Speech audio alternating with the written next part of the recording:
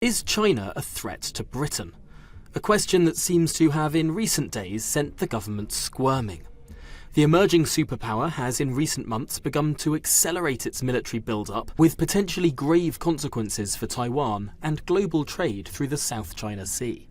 The Chinese Communist Party has also been ruthlessly oppressing its own people, particularly the Uyghurs, who have faced what many human rights organisations are describing as crimes against humanity, or genocide.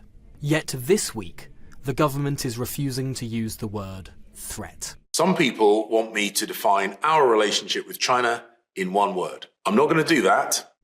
Indeed, the government doesn't use one word, instead it uses two.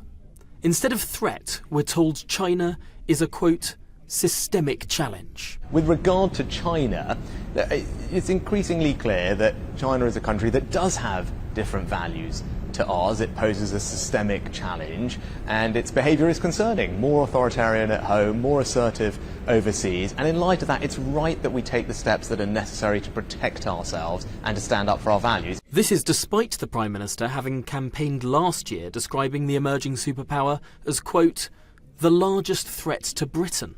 The former director of the Inter-Parliamentary Alliance on China, Luke de Pulford, believes that the government is rowing back on Rishi Sunak's word. I think the government's position on China is increasingly confusing.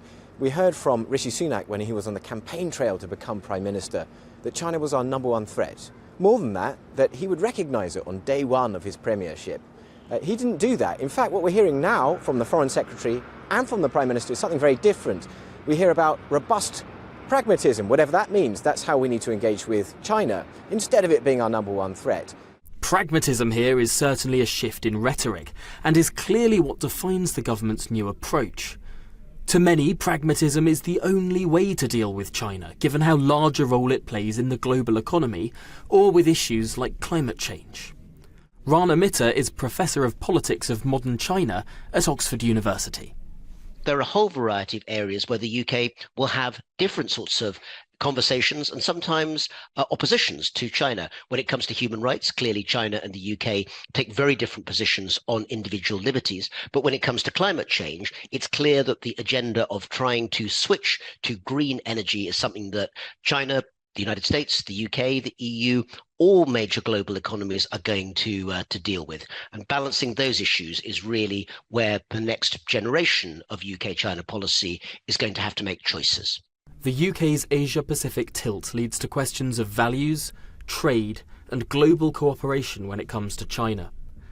As things stand, the government stands accused of trying to have it both ways. Tom Harwood, GB News.